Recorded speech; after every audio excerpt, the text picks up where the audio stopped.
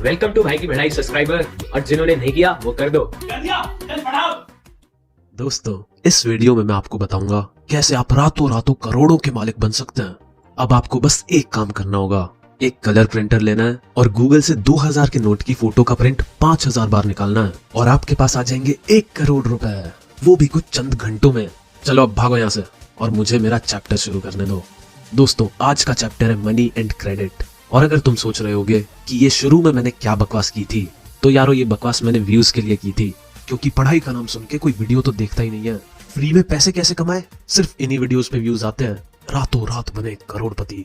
वैसे इससे एक बात तो पता चल गई है कि इंडिया में कोई भी मेहनत करके पैसे नहीं कमाना चाहता, सबको शॉर्टकट्स चाहिए। तो यारो मैं एक ही बात कहूंगा, अगर तुम्हें कामयाब होना है, कुछ बड़ा करना है, तो मेहनत भी करनी पड़ेगी, चाहे वो कुछ भी हो। अगर तुम्हें बढ़िया मार्क्स लाने हैं तो भी भैया पढ़ाई तो करनी पड़ेगी।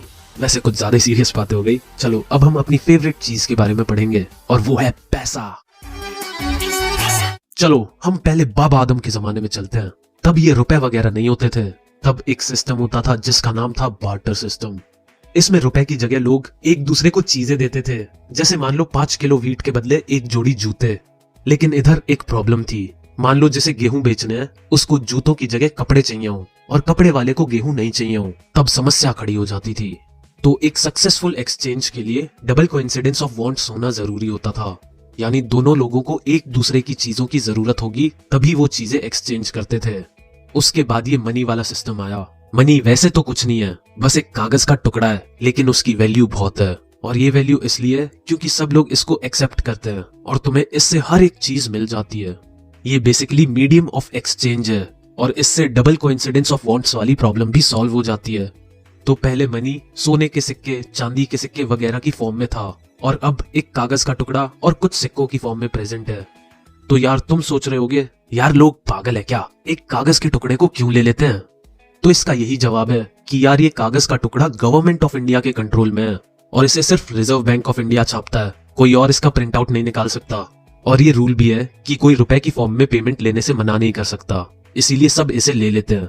और जैसा कि तुम जानते हो, सोसाइटी कैशलेस हो रही है। अब थोड़ा उसी डायरेक्शन में बात करते हैं। ऑलमोस्ट हर किसी का एक बैंक अकाउंट है, तो इन अकाउंट्स को डिमांड डिपॉजिट्स भी कहा जाता है, क्योंकि तुम कभी भी जब तुम्हारा मन करे अपने अकाउंट से पैसे निकाल सकते हो। और इसके फायदे भी बहुत हैं। पहला तो यही हो गया कि जब भी मन करे हम पैसे निकाल सकते हैं, और दूसरा है कि बैंक के पास हमारे पैसे सेफ रहते हैं और चोरी होने का कोई डर नहीं रहता। प्लस हमें उन पैसों पे इंटरेस्ट भी मिलता है और हमारे रुपए बढ़ते रहते हैं। तीसरा फायदा है कि हमें एक चेक बुक भी मिलती है जब हम अकाउंट खोलते हैं। तो एक चेक से हम किसी भी अकाउंट में पैसे डाल सकते हैं अपने अकाउंट से।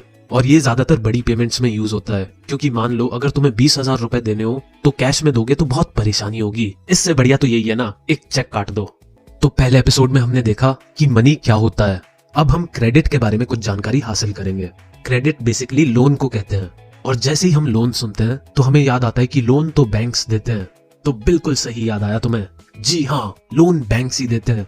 एक्चुअली होता क्या है कि जब हम लोग अपने पैसे बैंक्स में जमा कराते हैं तो वो पैसे बैंक दूसरों को एज अ लोन दे देता है, और फिर वो बोरोवर्स जो लोन लेते हैं कुछ टाइम बाद बैंक को पैसे वापस दे देते हैं, वो भी इंटरेस्ट के साथ। और इसका इंटरेस्ट बहुत ज्यादा होता है। और फिर इधर से जो इंटरेस्ट से पैसा मिलता है वो ये हमारे अकाउंट में डाल देते हैं, प्लस थोड़ा सा इंटरेस्ट का हिस्सा अपने पास रख लेते हैं, और यहीं से बैंक वालों की कमाई होती है। तो लोन या क्रेडिट की जो प्रॉपर डेफिनेशन है वो ये है, credit refers to an agreement in which the lender supplies borrower with money, good और service in return for the promise of future payment. Hindi में बोले तो लोन एक एग्रीमेंट या समझौता होता है जिसके हिसाब से एक इंसान दूसरे को पैसा देता है और दूसरा इंसान वादा करता है कि वो पैसे सूद समेत लौटा देगा। अब तुम सोच रहे होगे, यार लोन लेना अच्छी बात है या बुरी, इससे फायदा होता है या नुकसान? तो इसका कोई स्पेसिफिक आंसर नहीं है। लोन लेना अच्छा भी साबित हो सकता है और बुरा भी। मान लो तुम कोई छोटे से टॉय मेकर हो और तुमने एक ऐसा खिलौना बनाया जिसके पीछे सारे बच्चे पागल हो गए और तुम्हारे पास भर भर के ऑर्डर्स आ रहे हैं, पर तुम्हारे पास उतनी मशीन्स और लोग नहीं है और ना ही तुम्हारे पास उतने पैसे हैं कि तुम उन ऑर्डर्स को पूरा कर पाओ। तो तब तुम्हें लोन ले लेना चाहिए, क्योंकि यहाँ पे प्रॉफिट होना पक्का है और तुम लोन आराम से चुका दोगे, क्योंकि तुम्हारे पास बहुत सारे ऑर्डर्स पहले से ही हैं। प्लस तुम्हारी फैक्ट्री भी अपग्रेड हो जाएगी। तो इधर इस सिचुएशन में लोन ने एक पॉजिटिव रोल निभाया। अब एक केस देखते हैं। ये केस है एक छोटे से फार्मर का। इसका नाम है गोगी। गोगी लोन ले लेता है ताकि उससे वो फर्टिलाइजर, पेस्टिसाइड, ट्यूबवेल, सीड्स जैसी चीजें ले ले। लेकिन यहाँ पे पक्का नहीं है कि प्रॉफिट होगा, और जिसका डर था वही हुआ। फसल बर्बाद हो गई और गोगी का दिवालिया पिट गया। अब उसके पास लोन वापस करने के पैसे नहीं है और बैंक ने अपने पैसे वसूल करने के लिए उसके खेत का एक छोटा सा हिस्सा बेच दिया। तो यहाँ पे लोन ने एक बहुत ही नेगेटिव रोल प्ले किया। इससे बढ़िया तो गोगी लोन लेता ही नहीं, कम से कम उसके पास अपनी जमीन तो रहती। तो इससे पता चलता है कि लोन से दोनों फायदा और नुकसान हो सकता है। चलो अब ये देखते हैं कि लोन किसको मिलता है, या फिर बैंक वाले किसी भी एरे गहरे चंपू को लोन दे देते हैं। तो अब हम बैंक से लोन लेने की टर्म्स एंड कंडीशन देखेंगे। फर्स्ट है कि हर लोन एग्रीमेंट में इंटरेस्ट रेट होता है, यानी जिस इंसान ने रुपए बोरो किए हैं वो कितने % इंटरेस्ट रेट के साथ रुपए लौटाएगा। दूसरी चीज होती है सिक्योरिटी या कोलेटरल। ये बेसिकली किसी जमीन के कागज या गाड़ी के पेपर्स होते हैं, और मान लो जिसने लोन लिया था वो लोन अगर नहीं चुका पाता है तो बैंक इनकी प्रॉपर्टी जब्त कर लेता है और फिर उस प्रॉपर्टी को बेच के पैसे वसूलता है। टर्म्स एंड कंडीशन में भी यही होता है कि लोन कितने टाइम में चुकाया जाएगा और कैसे चुकाया जाएगा वगैरह वगैरह। चलो अब हम बात करेंगे कि लोग कहां कहां से लोन उठाते हैं। अगर तुम सोच रहे हो कि सिर्फ बैंक वाले लोन देते हैं, तो यारो ऐसा नहीं है। और भी लोग हैं जो लोन देते हैं। जैसे तुम अपनी फैमिली से लोन ले सकते हो, रिलेटिव से लोन ले सकते हो, किसी अमीर आदमी से लोन ले सकते हो, अपने बॉस से ले सकते हो, या फिर अपने दोस्त से भी। वैसे दोस्तों को तुम हटा ही दो, सब के सब गरीब हैं, मुझसे ही पैसे मांगते रहेंगे और पैसे तुम्हें वापस मिलेंगे ये तो तुम भूल ही जाओ। और कभी इनसे पैसे लौटाने की बात करो तो ऐठ इतनी दिखाते हैं जैसे मैंने इनकी जायदाद मांग ली हो। तो अभी जो मैंने एग्जाम्पल तुम्हें दिया ये इनफॉर्मल सेक्टर लोन्स कहलाते हैं, और अगर कोई बैंक से लोन लेता है तो वो फॉर्मल सेक्टर लोन कहलाता है। और सभी बैंक्स को आरबीआई यानी reserve bank of India monitor करता है। चलो अब आरबीआई का रोल देख लेते हैं। तो फर्स्ट रोल तो यही हो गया कि RBI supervises the functioning of all the formal sources of loans, यानी बैंकों का सारा कामकाज आरबीआई की नजरों में रहता है। सेकंड पॉइंट, आरबीआई ये भी देखता है कि बैंक्स एक मिनिमम कैश बैलेंस मेंटेन करके रखें जो कि 15% होता है। यानी किसी भी टाइम पे एक बैंक के पास जितने टोटल पैसे उसके पास जमा हो रखे होते हैं उसका 15% बैंक के पास कैश में होना चाहिए, ताकि अगर कभी कोई इंसान बैंक से अपने पैसे निकालना चाहे तो बैंक उसे पैसे लौटा सके। यार मैं कितना पैसा पैसा बोलता हूँ, जबकि पैसे तो बंद हो गए हैं। पर कुछ भी कहो, मेरे पैसे लौटा दे साउंड्स मच कूलर देन मेरे रुपए लौटा दे। रुपए में ऐसे लगता है जैसे भीख मांग रहा हो।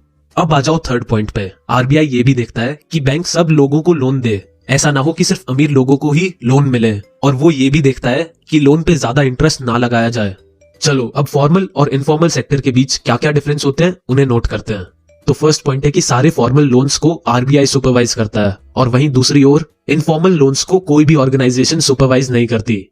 फॉर्मल लोन्स में एक फिक्स्ड इंटरेस्ट रेट होता है, पर इनफॉर्मल लोन्स में फिक्स्ड इंटरेस्ट रेट नहीं होता है, और जनरली इनफॉर्मल लोन्स का इंटरेस्ट रेट फॉर्मल लोन के इंटरेस्ट रेट से बहुत बहुत ज्यादा होता है।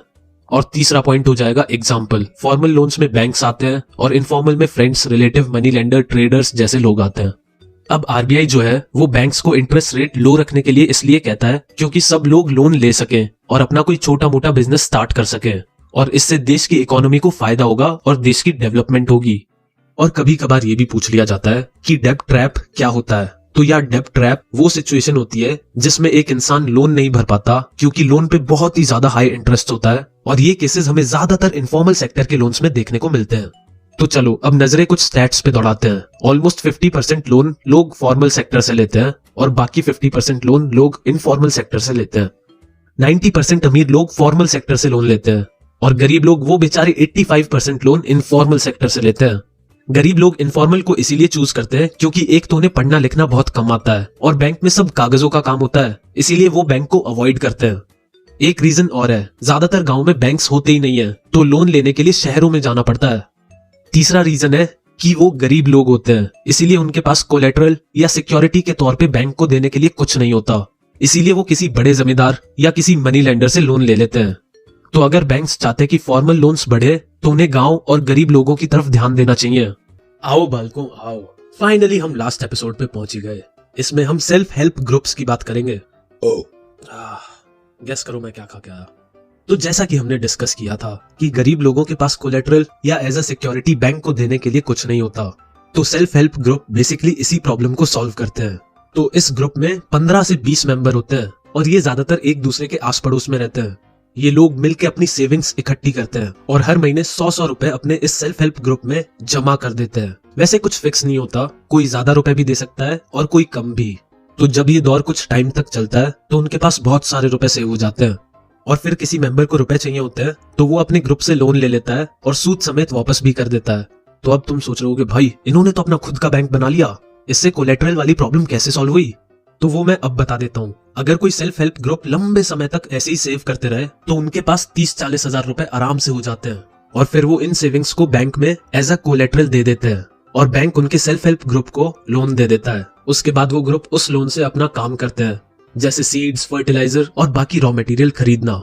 बाद में ये लोग मिलके अपना लोन चुका देते हैं और मान लो अगर किसी एक किसान की फसल बर्बाद भी हो जाए तो पूरा ग्रुप मिलके उसके हिस्से के पैसे भर देता है। और सेल्फ हेल्प ग्रुप का एक फायदा और होता है, क्योंकि इन लोगों की मीटिंग्स रेगुलरली होती है तो ये लोग बाकी चीजें भी डिस्कस कर लेते हैं, जैसे कि गांव को और साफ कैसे बनाया जाए, हेल्थ को कैसे इंप्रूव किया जाए, डोमेस्टिक वायलेंस कैसे कम किया जाए और बाकी जितने भी सोशल इश्यूज है। तो कंक्लूजन यही है, सेल्फ हेल्प ग्रुप एक बहुत ही अच्छी चीज है और ये ग्रुप सक्सेसफुल भी हुए हैं और इसी के साथ हम भी सक्सेसफुल हो गए हैं इस